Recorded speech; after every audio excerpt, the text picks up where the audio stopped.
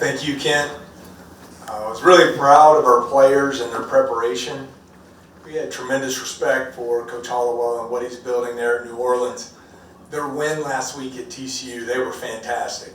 Up 21 with 7 minutes to go in the game, dominated the glass. They have two all-league guards in Buckley and Benson. And I thought our guys were really dialed into the plan of attack. I loved our unselfishness. We really wanted to cut down on the turnovers. Our first game we either scored or turned it over. This game, 21 assists, only 7 turnovers. And they thought we had a great advantage of our physicality and size in the post. And I thought all of our front court guys were terrific. Questions? Glenn? Yeah, Coach, the connection with Didon and Michael Nwoko was really on display tonight. Can you just talk about how those two have kind of grown together this offseason and how big of a pairing that's going to be for you guys this season? Well, I think Mike does a great job of his screening, and then he's such a good athlete, he puts a lot of pressure on the rim as a roller. And as you've seen, DJ, he'll find you if you do your job, and he's very unselfish. He has phenomenal floor court vision. He sees things that we as coaches don't see. And so just having the floor properly spaced and then let him operate. But it's been fun to watch them grow. They spend a lot of time together off the floor. You see the trust that they have in each other, and I think they'll just keep getting better and better. And I thought Jalen Reed's fantastic at the point. Our point guard's 12 assists, only 1 turnover tonight, which was great to see. Yeah, Coach, Markel's shooting, just from the player he was last year to this year, just what went into that? How did you all sell him on that, and just what all went into it? Matthew, it's a great question. Probably deserves a long answer. Markel played at the 4 and the 5 last year at Omaha. Was the Summit League Player of the Year in a good league. Took his team to the NCAA tournament. We brought him here with the idea of moving him to the wing to play at the 3. He lives in the gym. He only knows one speed on the floor. He plays hard. He's a warrior. I don't know that I've seen a plus 45. It's been a while. That's really impressive. But the amount of time he has spent, we're talking tens of thousands of threes he's made since he walked on campus. And really a testament to his work. But we've also challenged him. We don't want him to lose what he's really, really good at, which is around that bucket. And he gets 15 rebounds tonight. Just relentless in his effort. Hey, Coach. I was going to bring up that plus 45, so you beat me to that. I'll bring up Jalen Reed. Looks like he's getting a bit more comfortable on the court. Just what you see from him today? Yeah, another great question. I could spend hours. I've talked to you about this before, TJ. It's really been inspiring to me to watch his journey back. He's not supposed to be playing till mid-December. He had a career-threatening injury. He has worked from the day he went out of surgery in his wheelchair. He has worked relentlessly to get back. He's really put in extra time. He's all about the team. He loves LSU, and he's fully invested in what we're building here. And I'm really excited for him. You saw in the UCF, I know you probably watched the game, a little rushed. He expected to come back on his first day and be a 20 and 10 guy after missing 11 months. And I think he's really done a great job from a maturity standpoint, just settling down, staying and trusting the process. And 15 and 7 tonight.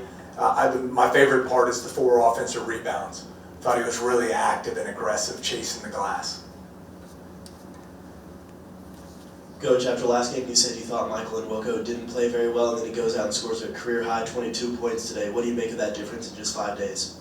Well, I challenged him a little bit. 11 points, 8 rebounds, and 3 blocks, and I didn't think he played well. It was a pretty good night at the office. But I just thought he was more relaxed tonight. Sometimes you forget in this portal world, it's still new. Yes, he started 32 games in the SEC last year and had a good year, but that was his first game here in the BMAC, his first game wearing the LSU jersey. And I thought he just looked so much more relaxed tonight. And you see his skill level around the goal, finish with either hand.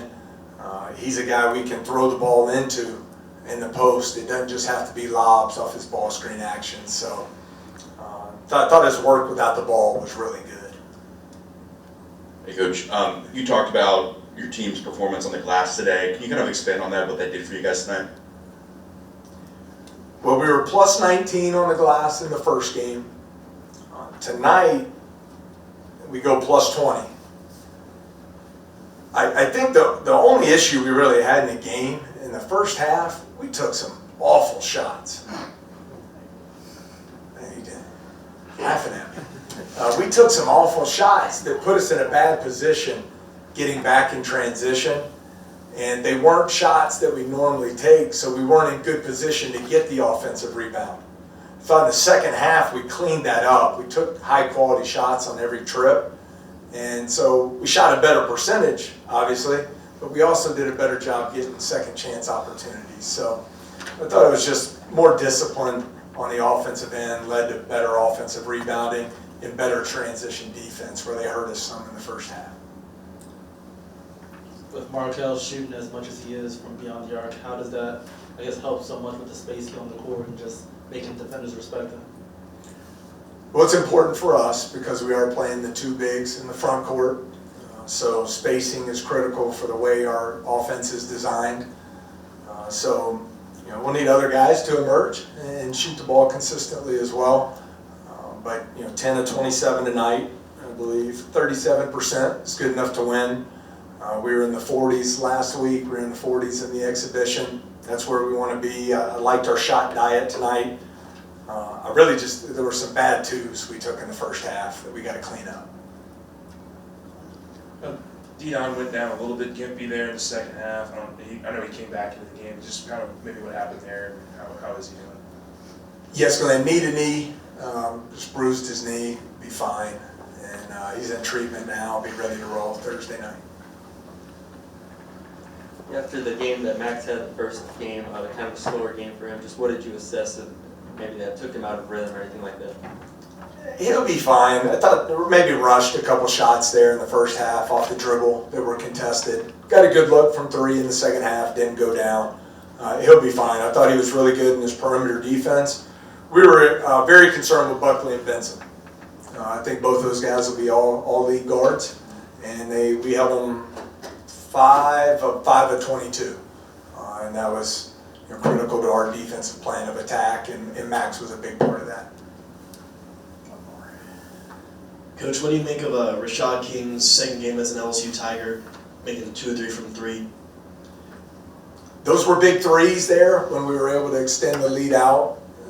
I think it was a stretch there where we got 9 straight defensive stops that led to transition opportunities. And if I were a wing on our team and I'm playing with DJ Thomas, I would sprint the wing every single time. And so we pitched it ahead, and he stepped up and knocked him down. He had one in the first half where he set a great screen that freed him up for a top of the key 3. So he'll keep getting more and more comfortable.